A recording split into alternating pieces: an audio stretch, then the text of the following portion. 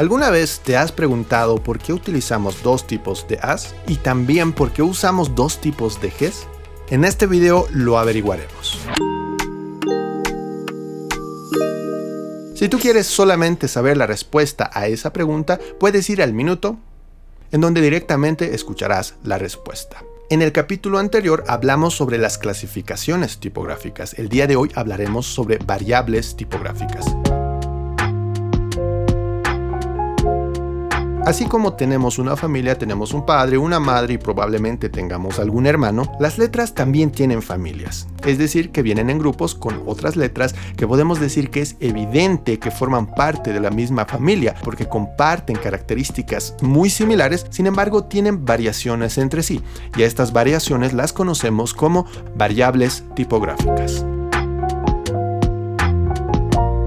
Todos hemos usado Microsoft Word alguna vez y estoy seguro que estás familiarizado con estas dos opciones, la de negrita y la de cursiva. En sí podríamos decir que estas opciones nos permiten tener variables de una misma letra, pero hay un problema con esto que veremos después. Para entender mejor estas variables que hay en una familia tipográfica, vamos a agruparlos en 4. Tenemos variables de peso, de anchura, de inclinación y un poco menos frecuente, pero tenemos variables de tamaño.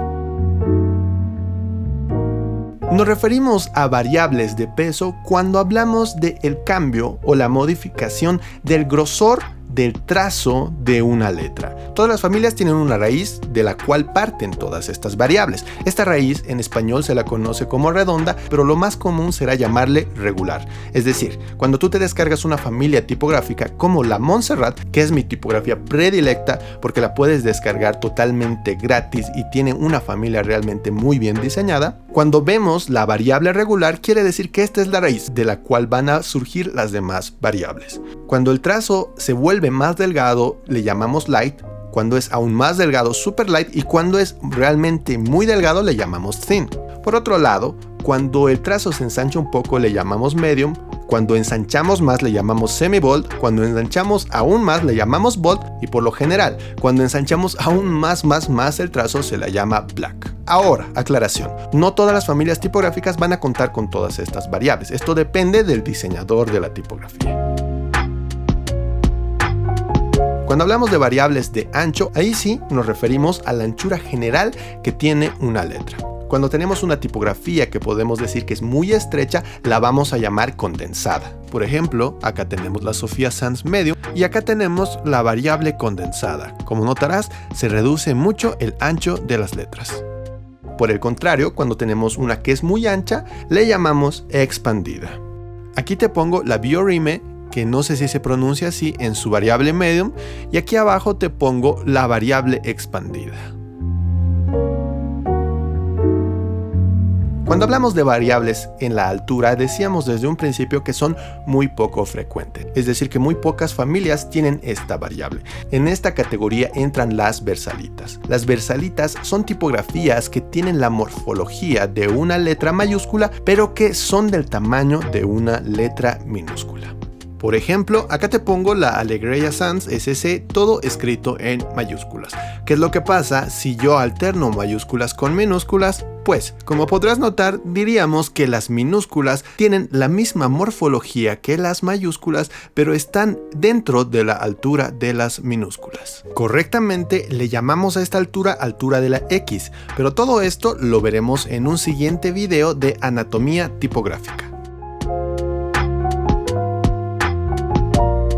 Cuando hablamos de variables de inclinación, John Kane, en su libro Manual de Tipografía, nos propone dos tipos de cursiva. Primero tenemos las cursivas oblicuas. Este tipo de cursivas consisten simplemente en darles una inclinación a las letras. Es por eso que también son llamadas falsas cursivas. Y segundo, tenemos las verdaderas cursivas. Una verdadera cursiva no consiste en solamente inclinar las letras, sino que consiste en reinterpretar una tipografía, darles un rediseño para que las letras tengan una apariencia más parecida a una tipografía italic del siglo XV.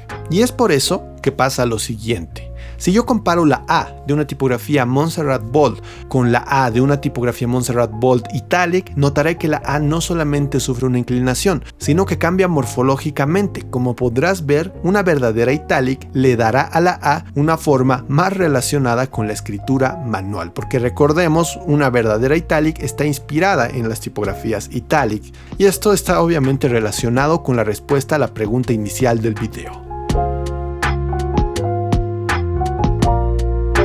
¿Por qué usamos dos tipos de As? A lo largo de la historia, la forma de escribir las letras siempre ha estado sujeta al medio por el que van a ser usadas. Si yo te muestro este tipo de escritura romana, estoy seguro que tú la conoces y estás muy familiarizado con ella. Sin embargo, te he puesto un like a que no conocías este otro tipo de escritura romana.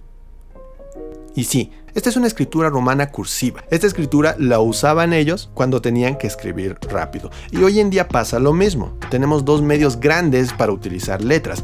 Primero tenemos la digitalización, que viene de la mano con la impresión, y segundo, la forma de escribir a mano. Entonces, cada una de estas As tiene sus pros y también tiene sus contras. Esta A y esta G, que en inglés se las conoce como A o G de un piso, tienen la ventaja de que morfológicamente son sencillas. Por lo tanto, cuando escribimos a mano, nos conviene utilizarlas. Sin embargo, tiene un problema, y es que la A es muy parecida a la O y la G es muy parecida a la B, a la D, a la Q y a la P. Por otro lado, esta A y esta G, que se las conoce en inglés como de dos pisos, tienen la ventaja de que no se confunden con las letras que acabamos de mencionar, son más únicas, por lo tanto ayudan a leer mejor y a la comprensión lectora. Sin embargo, son más difíciles de realizar, por lo tanto no nos conviene utilizarlas cuando estamos escribiendo a mano. Es decir, hoy en día aún existen y se mantienen ambos tipos de As, por la simple y sencilla razón de que unas nos convienen para escribir y otras nos convienen para comprender.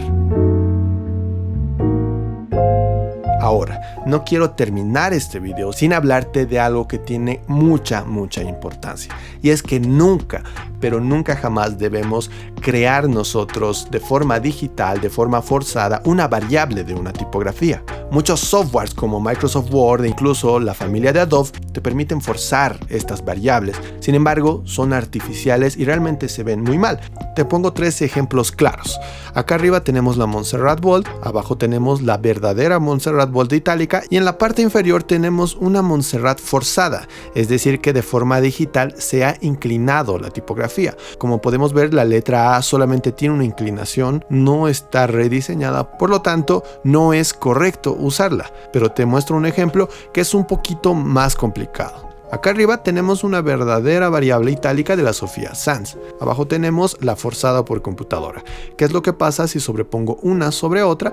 Como nos daremos cuenta, aquí se hacen más evidentes los cambios. No solamente la letra A no es cursiva, sino que cambia su inclinación y también vemos una gran diferencia entre las letras Fs. Y por último te muestro un caso un poco más serio. Acá arriba tenemos una Sophia Sans Bold condensada de forma forzada y aquí abajo tenemos una verdadera Sophia Sans condensada. Como podrás ver, acá sobre todo se hace evidente las diferencias que existen, porque los trazos horizontales se mantienen del mismo grosor, en cambio los trazos verticales se adelgazan y demasiado. Algunas letras como la A realmente sufren una modificación muy marcada y es completamente claro que esto ha sido aplastado de una forma bruta. Y es por eso, muchachos, que nunca, jamás deben forzar una letra. Si la tipografía que estás usando no tiene variables tipográficas, busca otra, no la fuerces porque te aseguro que se va a ver muy mal.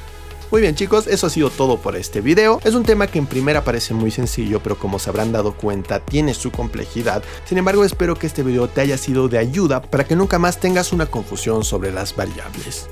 No te olvides que este solo es el segundo video de un curso completo de tipografía. Saldrá cada capítulo los días domingos, y si no quieres perderte el siguiente, te invito a que te suscribas y le des like a este video. Eso ha sido todo por hoy. Nos vemos en un siguiente video. Chao.